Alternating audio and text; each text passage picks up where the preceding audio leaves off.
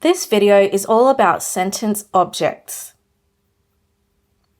In English clause structure, an object is one of the most important elements to follow the subject and verb because it completes the meaning of the predicate.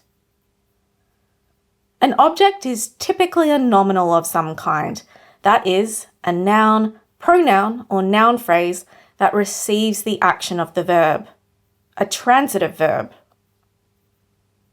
Transitive verbs are verbs that transfer action from the subject to someone or something else.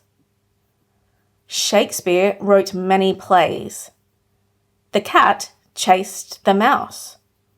I want that book. Sometimes other elements sit in the object position, including gerunds and infinitive phrases.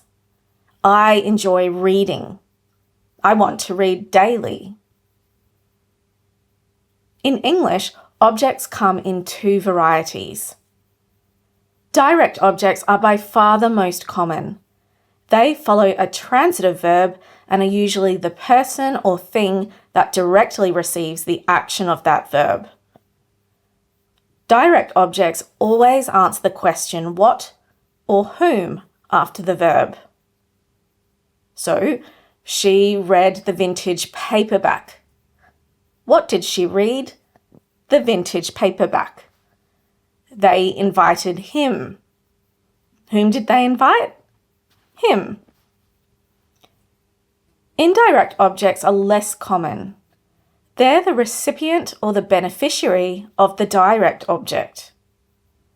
Indirect objects appear with direct objects after a special type of verb called a ditransitive verb.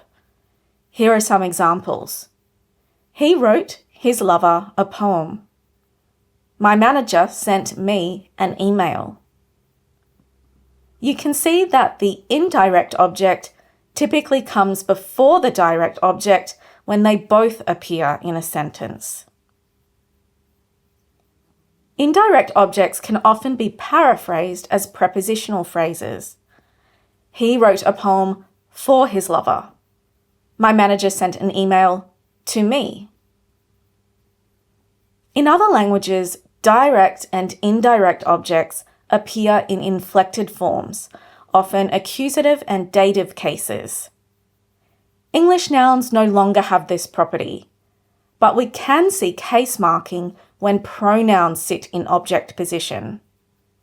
The teacher noticed them. I like her. Zelda fought him. Not every English sentence contains an object. Some verbs don't transfer action to another person or thing. For example, the cat slept. This sentence contains only a subject and a verb, no object. So, when you're analysing a clause, ask yourself the following questions. What is the sentence subject? What is the verb? Does the verb take an object? That means, is it transitive? If the verb does take an object, what or whom does the action affect? Is there another object that represents a recipient or a beneficiary? To identify an object, look beyond the position of a word or phrase by itself. Consider its relationship with the verb and other elements in the clause.